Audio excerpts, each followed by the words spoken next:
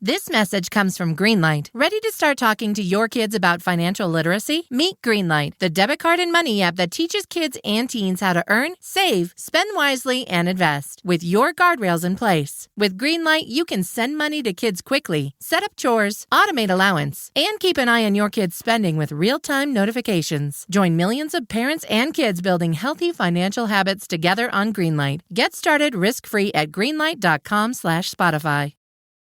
Ryan Reynolds here from Mint Mobile. I don't know if you knew this, but anyone can get the same premium wireless for $15 a month plan that I've been enjoying. It's not just for celebrities. So do like I did and have one of your assistants switch you to Mint Mobile today.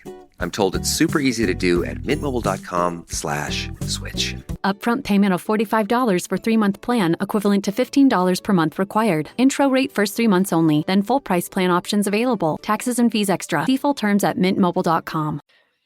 Good afternoon, guys, and welcome to the podcast.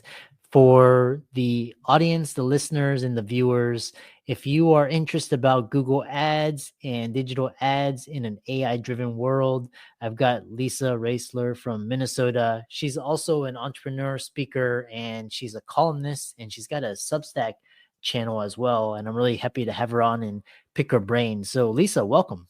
Hi, good to be here. Yeah. And briefly introduce yourself and how you got to be into Google Ads. And I'm really excited to talk to you about AI and digital ads. My company is called Big Click Co. And I decided probably over 15 years ago that I just wanted to specialize in Google Ads. And one of the reasons was because it's so complicated and challenging, and there's always something new, for good or for bad. So I've been focused on Google Ads, Microsoft Ads, social media platform ads, whatever is a pay per click or paying per click. And also that includes so many different channels that you can put the ads on. I'm happy to be here and talk about how we're incorporating AI into ads now. And it's really changing the way we move forward with ads. Interesting. We'll dive right into it. And you, of course, Google. How is Google Ads changing in the face of OpenAI's ChatGPT and how search is changing and evolving?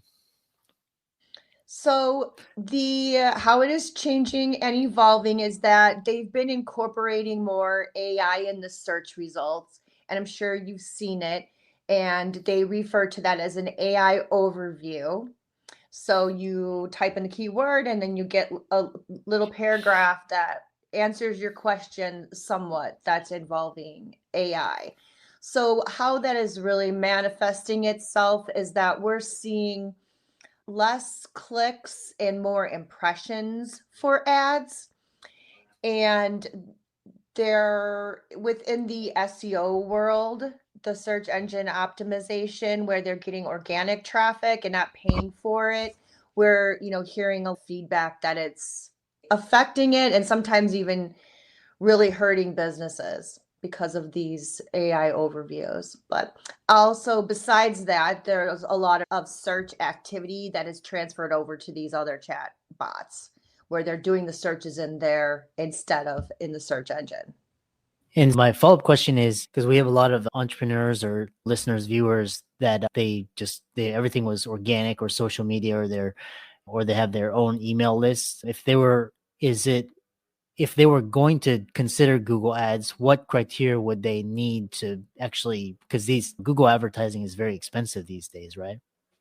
That's what I get asked most of the time. Is the first question is how much budget do I need? How do I get started with that? I think when they say you can use any amount of budget, you really can't. You need enough budget for the campaigns to run or to allocate that budget over a shorter amount of time. So you'll need a really good campaign. You'll need to have at least maybe a couple $1,000s to get started, or it's going to be difficult, because not only do you need to have enough budget to run the ads, but when they run, they collect data, and that data that's being collected when the ads start running help to inform Google how what clickers and searchers are more likely to purchase from you. So that's a big part of where the AI comes from. Yeah, interesting. And for the audience, I apologize. They just started mowing the lawns, but how is so talk about the AI revolution in search ads and how to future proof your campaigns. We used to have, got all tongue tied there. It used to be more the case where we would choose these keywords and someone would search for the keyword and our ad would show up.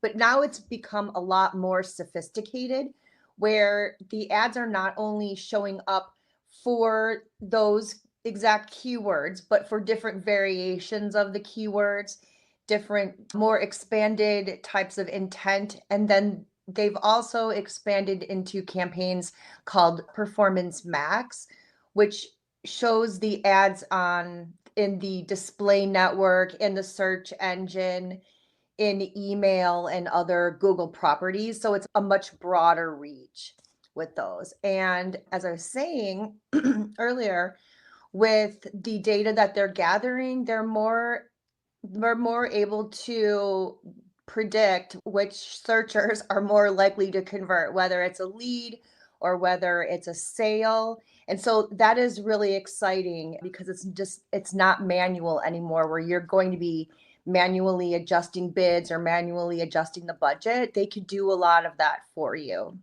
So the sales and the leads will come in at the CPA or the ROAS that you're looking.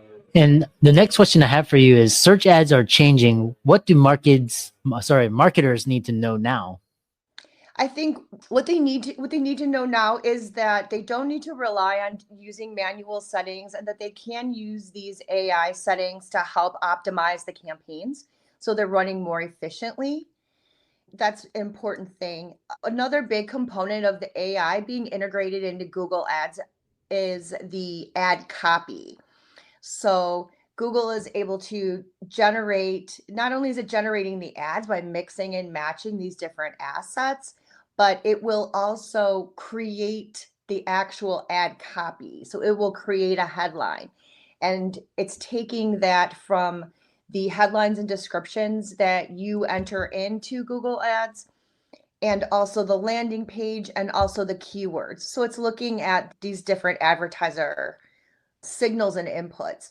So what will be really important is to ensure that the advertiser is using high quality manual input so that it can inform the AI on what will better ads, basically. Because you don't want to taking data from an outdated web page or keywords you didn't spend a lot of time on. It's really doing that strategy to help the AI out from the very beginning. Interesting. Next question I have for you is you talk about navigating the future of digital ads and adopting to trends in AI and search. What are your thoughts on that topic? That is looking at the different features in, and not only in Google Ads, but also in Microsoft Ads, where Microsoft is testing and moving to an area where they will be serving ads within Copilot. And so maybe we'll be seeing ads tested in these chatbots. So it will be pretty important for us to adjust to that as that comes up, as well as being able to expand from not just showing up in the search results, but having our ads appropriate for all of these different channels, like display and email, and even CTV, connected TV ads, and video are really taking off right now. Interesting. We have around 7 minutes remaining. The other question I have for is what trend should advertisers watch for in the next 6 to 12 months in search advertising? Oh, that's a good question. I think we're going to see the AI features continue to expand and get more sophisticated.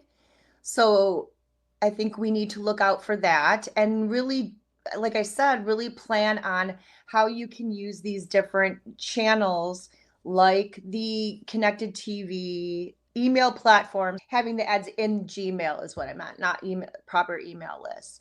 and focusing on how you can really reach out if and when the ads are showing up less in the actual proper search results. Really fantastic. And if people were wanting to connect with you and learn more from you, how can they do that? They can connect with me on LinkedIn. That would be great. I would love that because then I get to check out who they are as well. And then my newsletter, my new newsletter on Substack is called The Paid Media Mix. And I would love for people to find me there and check that platform out. Sounds like some people are getting really interested in that platform.